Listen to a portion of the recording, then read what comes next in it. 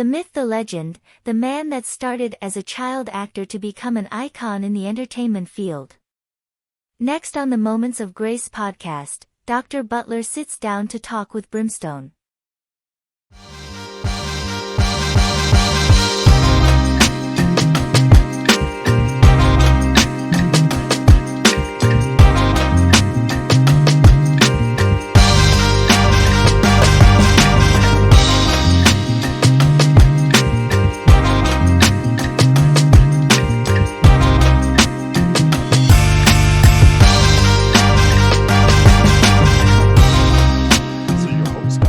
Butler, and welcome to A Moment of Grace.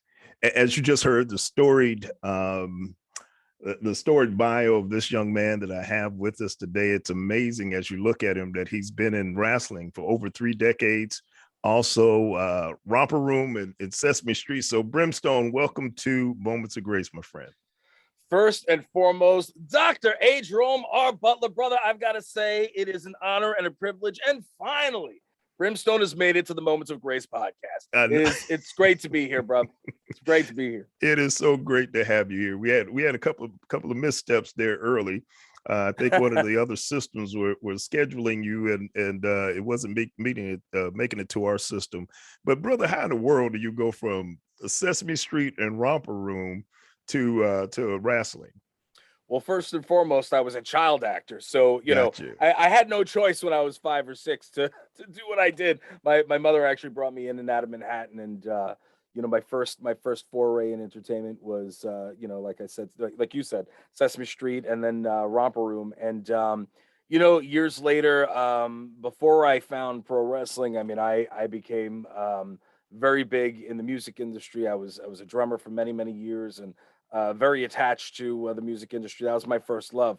So I really enjoyed that. And the reason why I went into wrestling, to be completely blunt, is I was getting sick of being in a 5-way marriage in a band. As every man or every woman knows, sometimes it's hard enough to be in a marriage with one person. Gotcha. So, when you're in a band type of a situation, you're dealing with 4, 5, 6 different individuals with different ideas, different ideals, different personalities. Right. So, I am a very strong personality, and and I wanted more out of my career. So, I didn't want to be, touring in a van and sleeping in a van, and you know what I mean? I wanted more from that. And some of the people that I was working with at the time, they just weren't interested in something like that. They wanted to be what they call quote unquote punk. And that wasn't my thing. So, Gotcha. Going and finding professional wrestling was a very cool thing for me, and I was always interested in it. I always loved the entertainment value and the physicality, and I don't drink, I don't do drugs, I'm not a troublemaker. So the avenue of being able to beat on the drums, you know what I mean, gave me a lot of it exerted a lot of that energy, and then transitioning into pro wrestling, where I was able to beat on people instead of drums and not get arrested for it. Right. It was a pretty good good swap gig, out. Pretty good trade-off. Pretty good trade-off. I've been semi-retired from the wrestling industry for probably about maybe about 8 years now, maybe a little longer, a little less, I don't know. There's always the temptation of coming back, and we tease it a lot on the Grindhouse radio. Matter of fact, my one of my partners, Tom Greer, is always making fun of me. He's like, "You're always teasing it, but you never do it." He goes, "You got to do it, so this way you can stop teasing it." But then he goes, "But although if you go in the ring now, you'll probably get broken because you're old." And I'm like, "Thanks, I appreciate it, Tom." But no. So I want to give him a suplex for that, right? Yeah, but which he would gladly take. He would gladly take that suplex. Gotcha. He's like, just do it. Yeah. But the wrestling industry was very good to me, and very crappy to me. Depends on which avenue you look at. You know what I mean? Right. There's the amazing parts of it, just like any industry, and then there are the bad, shady people, just like in every industry. So, you take the good with the bad, and you take anything that is negative. You take 2 steps back, evaluate, and then you take 10 steps forward, and that's it. There you go. So. Well, out of and how big are you when you were at your peak wrestling? How big were you? I mean, tall and what was your So I'm actually 5'11" and a half. Okay. With my boots on, I have lifts in the boots, so I was about 6'2" with that, and I was a lean 275 when I was Gotcha. wrestling. Gotcha. Now I'm 345. Welcome to the And what club. do you call it? Yeah, and at 47, I could be in a little bit better shape, but I'm working on that right now. I'm working with Ultimate Gym here on Long Island with me. That's not too far from me, rather, and so they've been trying to whip me into shape a little bit over there. It's just time. That's what it comes down Yeah. to. And Yeah. I have the commitment, but sometimes it's very, very difficult when when you do as much as I do, and when you're trying to, spend time with your family, not get Of course. divorced. Right. Right. you Right. know? Right. But no, they support me in that. So, it is what it is. I'm not going to get back down to 275. Although, what do you call it? My guy Josh over at the gym seems to think they can get me down to 275 by the holidays if I jumped on this diet that he wants me to get on. I don't know if I'm going to be able to do it because I'm constantly in and out. That's right. And and that's the biggest issue when you're touring or when you're traveling and when you're doing 500 different things. Yeah. To stay on certain strict, it's very, very It difficult. is. You know It what I mean? is. It is. Yeah. And you've done some great things, and you're doing some great things. And as far as awards are concerned, and of course we do want to talk about the wrestling, but wrestling is something that you have done. It's not who you are. Some of the stuff that you're doing now and have done, that's kind of your personality and who you are. You're working with young people, you're doing comic books, working with other groups, philanthropists, and traveling books, and all of this. Out of all the stuff that you're doing, and I know it's going to be a hard question, it should be a hard question, but out of everything that you're doing, what's the greatest joy right now for you? My family. Your family. That's Okay. my greatest Well, I'm saying accomplishment. professionally, though. Professionally, Mhm. I couldn't pick. I couldn't pick. Gotcha. Here it is. It's like, do you have children? Oh, yes. Yes. Okay. How many children you have? 4 of them and Could you grandchildren. possibly pick a favorite out of your Oh, hold grandchildren? on now. Children? Let's pass that question. You don't know my kids. I'm with you. I was trying to be politically correct. There's one that's just like me that we can't get along whatsoever. Well, so you can pick one that's But not no, your I know what favorite. you mean, my brother. I know what you mean. With my kids, put it this way, you might have a favorite, but you don't love one anymore. No, definitely not. And the fact is in this situation, I don't love one more than any other. Gotcha. It is a lot of fun for me personally. I truly enjoy doing all the voice work, and I truly enjoy spending my time with my partners in Grindhouse Radio. What do you call it? We could be having an amazing time. We could be at each other's throats. It doesn't make a difference. We're family. And what do you call it? We put out some amazing content, and we've been doing this for 7 years. You know what I mean? And one of the coolest things is that you just get into the room and you're with your friends, and at the end of the day, yeah, it's a business, we're corporate, but you're with your friends. Anybody who's listening in, it sounds and it seems as though you're sitting in the room with us, hanging out. When I have my friends on, the different, we have a tremendous amount of different celebrity guests that are coming on all the time, from all different genres, because I'm friends with a lot of people in the business. And, right. And when it comes down to it, it's a great outlet to even catch up with my friends that we don't get to see each other as often because we're not on the same tour schedule, or we're so busy. But when we're there in the moment, we've got the show going on, and again, people can hear other sides of these people's personalities and backgrounds and just general stuff that you don't get anywhere else, simply because of the relationships we have and that you're sitting in the room with us when you're listening in. So I find that to be very very pleasing and to my soul.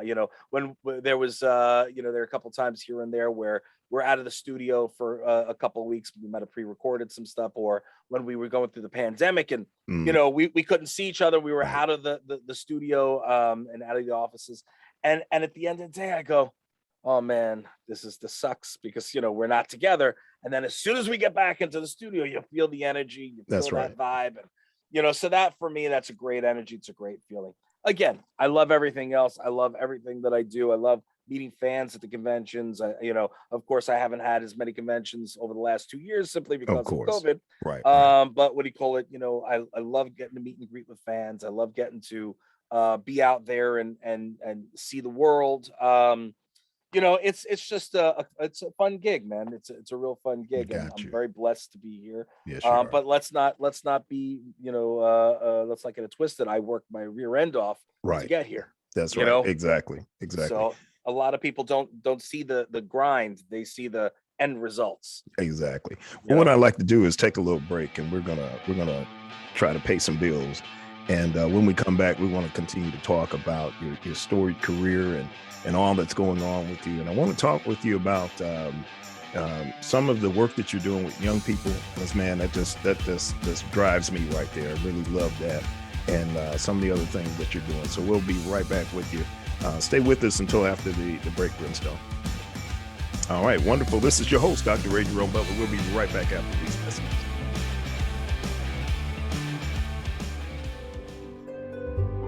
Hello, this is Bishop Nadini Barber, the Transitional Director for the Grace Project.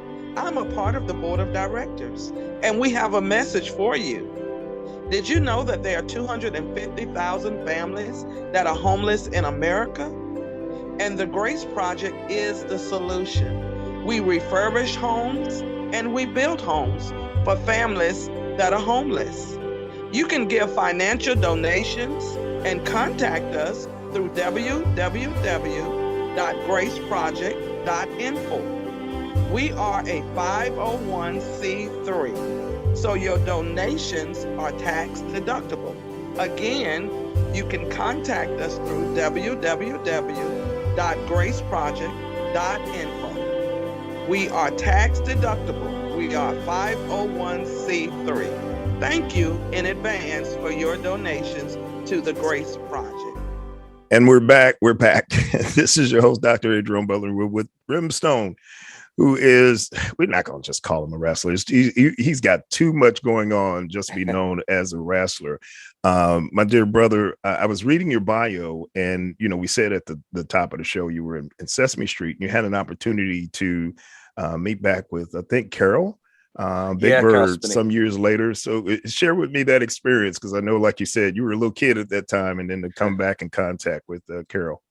So what do you call it? It was funny how that happened. I'd been in contact with some of the old Sesame Street cast, just over the course of time. I remember one year I was signing at New York Comic Con, and what do you call it? The Sesame Street people were there, and they had Gordon and Elmo on the other side of the building, and my little one was there. So when I was talking and catching up with some of the old Sesame Street people who knew that I was on Sesame Street, but obviously were nowhere near the age to have been around when I was there. But we were having a conversation. I was like, yeah, it would be great if my daughter loves Elmo, and they took her over, and she had a private meet and greet with Elmo and Gordon, and then they brought me over. I got to reconnect with Gordon briefly, which was a lot of fun. And then years later, I was going in to sign at the Great Philadelphia Comic Con, and I've signed with them many times over, and so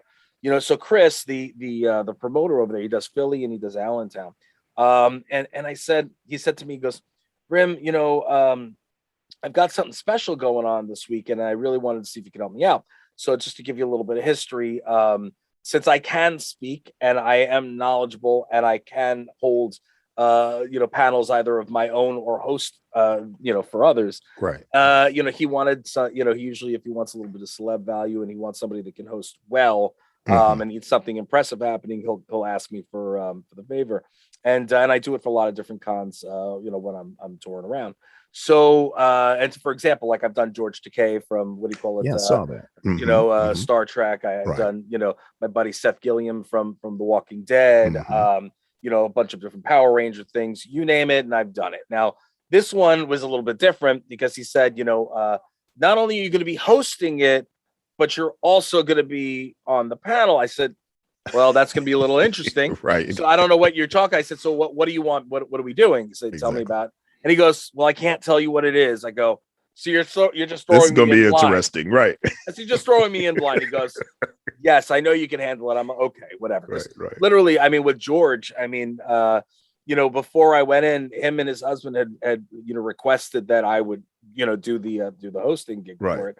And what do you call it? So I was like, yeah, no problem. And I found that out literally 10 minutes before I went on. And I'm, I love George, but I'm not a huge Trekkie and, and so forth. So I had to go in and handle that like this on like a, on the fly, on the fly. So, for me, it wasn't, it's not an issue for me to do it. And honestly, for a little secret, anytime that I get onto any interview or if I get onto, on the Grindhouse and I have somebody coming on, even if I don't know them, I never prep for it on purpose because I want it to flow naturally. I want it to come out, as a conversation for people to be able to empathize with, if, on any level. And, so, long story longer, they escorted me to the room and there's Carol and his wife and Mr.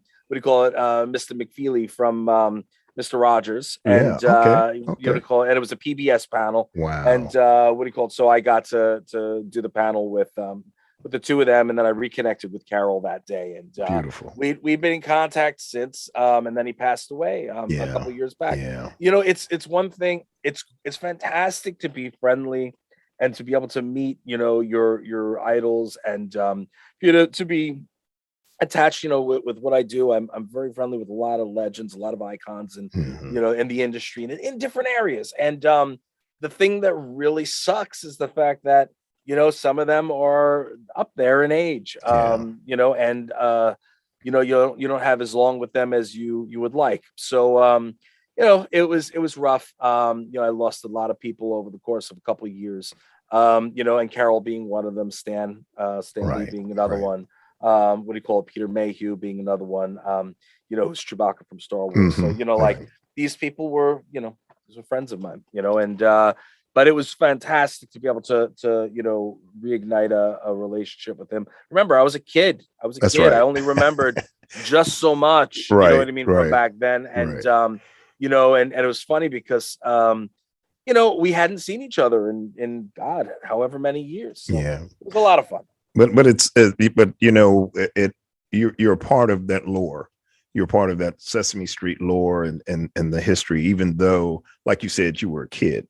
And you have made such an impact on so many young people over the course of your life. And you just mentioned Stan Lee, and you're part of you're spokesman for Stan Lee Institute, or what is that? And I'm probably wrong with Institute, but correct me on that. I'm the celebrity spokesperson for the Stan Lee Foundation. Okay. It promotes literacy in children. And, so I've done a lot of different things where I'll do meet and greets and I'll do, kids days at a lot of different conventions. I was doing them while I was touring with Wizard World for a while. They're no longer in business. I believe they just got bought out. But when I was touring with them, I would do all the kids days and, spread the good word of Stan and literacy in children and basically, read to them and show them, books where visual literacy was very big with Stan, and comic books. Comic books, for those of you who are saying, oh, comic books, they rot kids' brains and blah blah blah. No, if a child is interested in reading a comic book, at least they're reading. At least they're reading. And it also helps with visual literacy is fantastic as well. That's why when you're reading a comic, boom, pow, you know what I mean? When you're seeing something that's, if you see a meal on a table and it has little waves coming up, what does that say? It says that the meal is what? It's hot, right? Yeah. You know what I mean? And very visual. It's very visual, and visual is learning is very, very important for children as well. You know what I mean? And so, you're a kid from New York, New York, right? Yep. Yeah. Long Island. I'm from the Bronx. Yeah, we won't hold that against you. Just like Jenny. Jenny from the Bronx. Yeah. But before the Bronx got bad and what it is now, I grew up, and I always say, my best friend was an Irish kid, redhead Irish kid, and his dad was a cop, and my first girlfriend was Puerto Rican, and my teacher was Jewish, and so just a real melting pot. And Stan's comic books really spoke to us, because it was really a reflection of what we had in our apartment building. You know what I'm saying? and some of the challenges and everything. And it was real, so Stan was real. He was, I'm a kid, I'm a little bit older than you are. He was really challenging some of the stereotypes and some crazy things that were going on in our time, and really ahead of his time. So I want to tell you, thank you so much for being a spokesman, because, Stan's work was with me my whole life, loved. And it's great to see, what Marvel is doing right now. But with all of that said, you're doing some more stuff with young people. What else are you doing with young people? I was reading some in your bio, and you're doing some great things there, Brimstone. I try to do a lot. Put it this way, my mother always taught me to give back. Gotcha. And the fact of the matter is that I'm not here doing the things that I do simply based on the fact that I'm good at it, or it's because people put me here. Right, people watch, people pay attention, people listen, people buy, and that's very important to me. So it's very important to give back.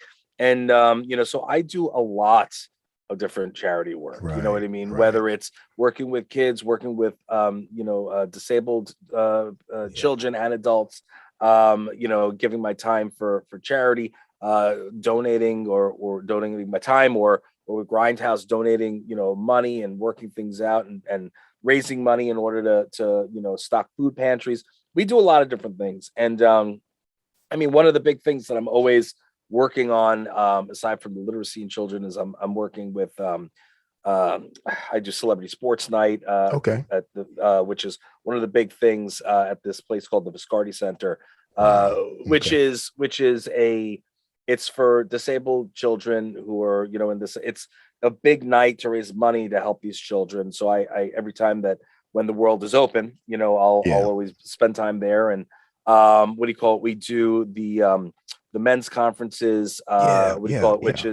which is really, really cool, because these are kids that are just about ready to graduate high school. They have them for the men, they have for the women. For the women, one of my partners, Kim, usually does the female ones. And I'll do the male ones. What it is you get to sit and tell these kids your experiences, why they should stay in school, why they should continue in education, why it's an easier path, once you leave high school and go into college. And even though you might not even do what you planned on setting out to do after college, exactly, at least you got that education, and you have that fallback and that fail safe, if God forbid. Because I always tell everybody, listen, you don't need a plan B, because plan A is your only option. You know what I mean? However, it's not a bad idea to have a plan C just in case. Exactly. You know what I'm saying? Totally agree. Because you never know what's going to happen. So be educated, be smart, and be well-rounded. That's very important. So I try to teach the kids, stuff like that. And, I do also do a lot of anti-bullying work. Nothing I hate more than bullying, and cyberbullying, and so forth. And you see that not only in little kids, but you see that in adults. Look, you go online, you go on social media. Yeah. I can't tell you how much garbage they have on me out there. They would never say it to my face, because I'd rock them. But at the end of the day, it's the fact is that social media, the world anonymity of electronics. So people have big cojones on the internet, and unfortunately, it can affect the young people and adults. You know what I mean, in a very, very big way, and in a very bad way. So. I try to, speak out against bullying, try to nip it at the bud when they're young. I've done a bunch of different schools. If the school wants me to come in, I'll always work things out with them. And that's one, the big thing I do with bullying, and I work with a bunch of different foundations with that.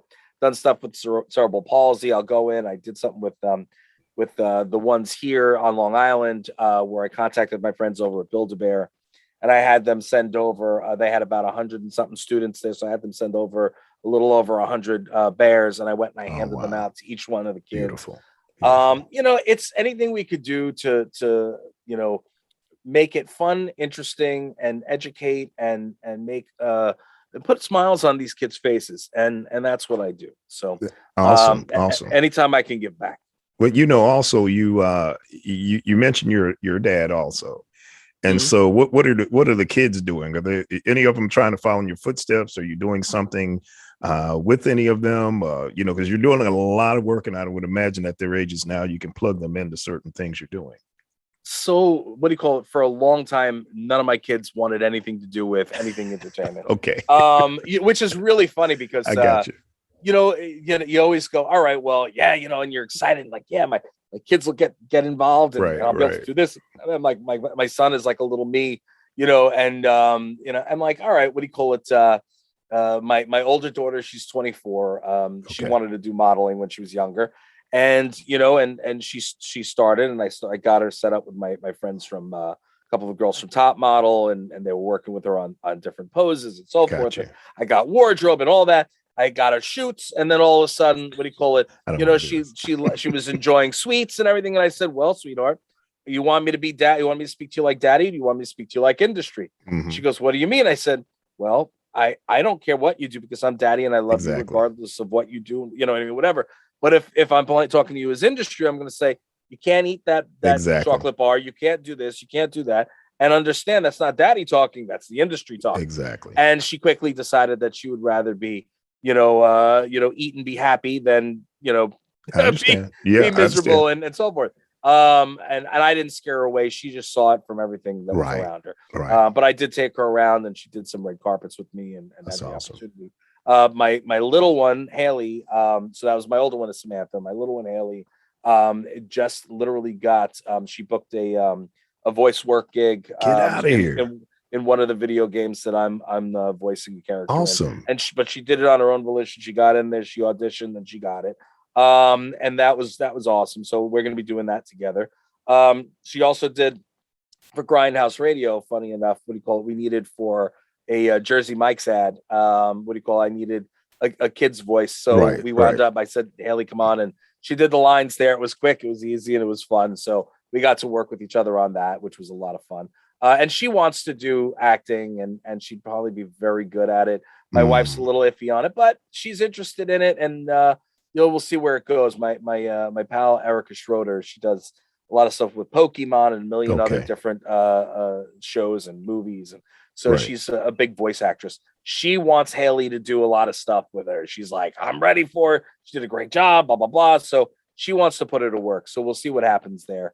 And then my son is now 20, and so he's working on potentially doing some voice work as well. But we literally just announced last week our new television series that we started filming this past summer. Congratulations. Thank you very much. So we're doing a show called Food Hound Home Edition, which is a spinoff of a show that I did called Food Hound Tidbits when I was touring.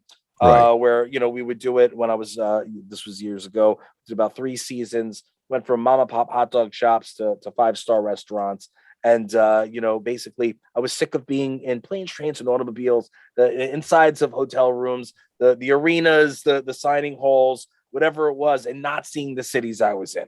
So I started doing. I said I got to do something. We started doing the Food Hound Tidbits, and that was before YouTube had blown up and had millions of different, foodie content. So we did very, very well. We were on FoodTube and a whole bunch of different things. And actually, funny enough, Stan had wanted Food Hounds on his YouTube channel. And they were building out the network at the time. And one of the guys I was working with, I was away, and he was supposed to get the stuff to them, and they didn't do it, and it missed the deadline. Gotcha. So Stan was very upset with me, but I took it. I said, what else you going to do, right? What can I do? But regardless, it was a very successful little series.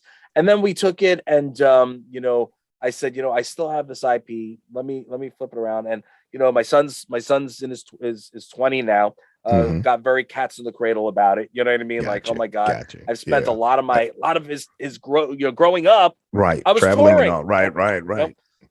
So, I decided, why don't we do something? We both love to cook together. He's very adventurous in the kitchen, and what do you call it? We enjoy spending the time with each other. That's good. And so what I said was, why don't we do something at home, and we were just going to do it on social media and have fun with it. I spoke to, a bunch of different companies that I was already friendly with, like Yoda Smokers, Jealous Devil Pellets, what do you call it? And the list goes on. Ergo Knives, and Spaceman Knives, just all these different companies that I work with.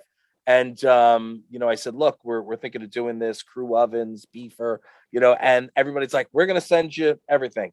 They sent me everything I could possibly need, and then some. And what do you call it? And I said, my son's name's Dylan. I go, we should do a show. We should actually do a series and make it bigger than what we were talking about. And I spoke to some production companies, and one of the production companies, I actually know them for a really, really long time. Tough Monkey Entertainment.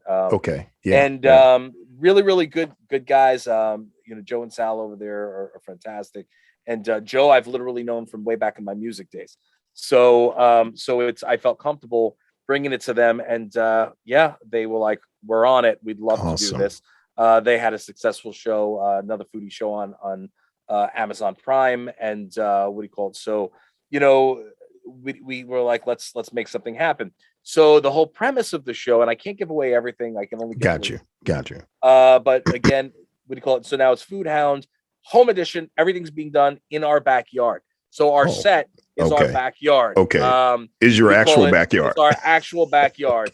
And now what's happening is, since I'm not touring, I am touring, but since the whole premise is I'm not touring as much, simply so I could stay home and spend some time with him and my family, the rest of my family. I'm having my other celebrity friends come on over and break bread with us, rather than, since we can't do it on the road. So I've got some incredible names that are very good friends of mine that are doing the show, and some who've already filmed. So it's a really fun thing. It's family, fun, food, celebrity, and at the end of the day, it's gonna hit people in the heartstrings as well as the funny bone. So I'm super stoked about it. That's great, brother. That's great. But look, we have about 5 more minutes, and Brimstone, like I said, you've had a very storied career. From you've had the ups and downs and the lows and everything else. And I always love to ask my guests before I let them go, if you had, if there was one thing that you would say you're trying to leave behind, a legacy, what would that be, my friend? My whole career, my whole being is about leaving a legacy behind. Gotcha. And I want people to remember, one, that I worked hard, two, that I was a good father, I was a good person, I gave back, I was a good human.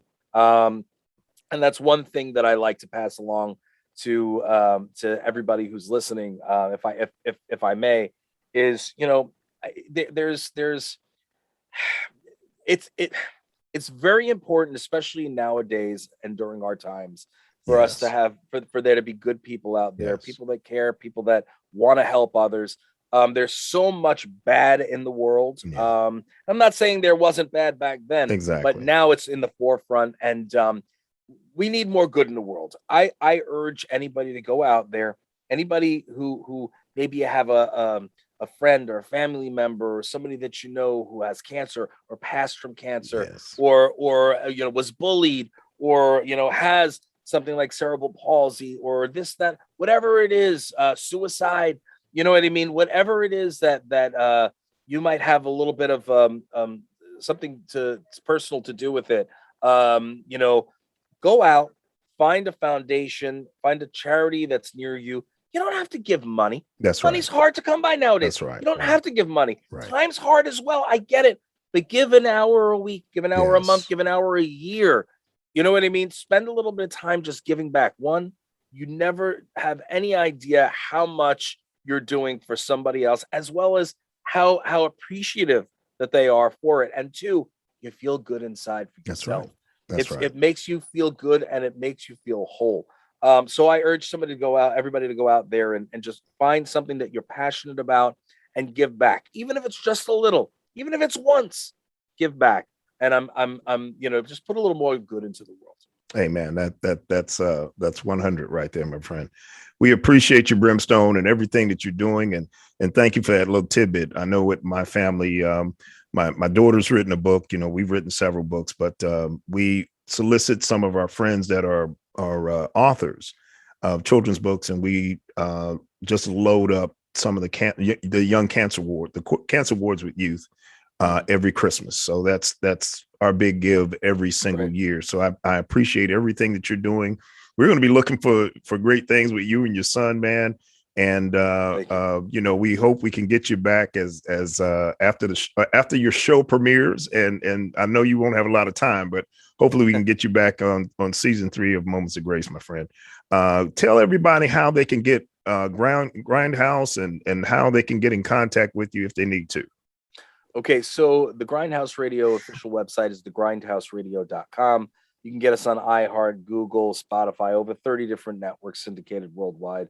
So if you want to check it out, please do.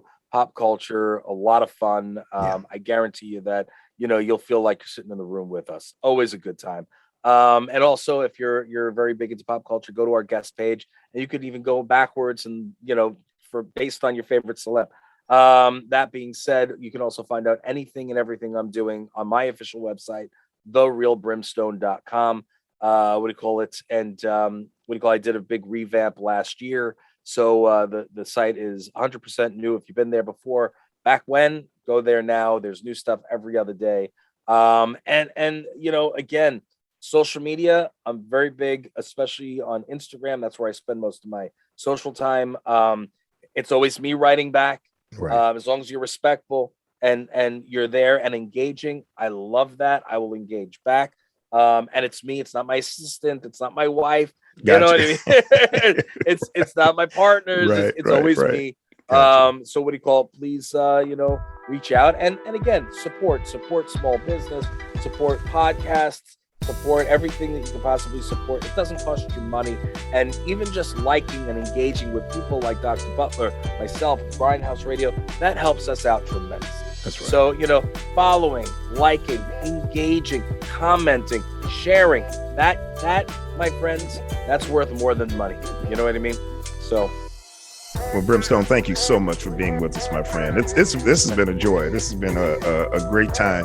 I've had an opportunity to interview several wrestlers, and like I said before, you guys, what you have done to in front of the audience is not as voluminous and as big as what you do after your careers.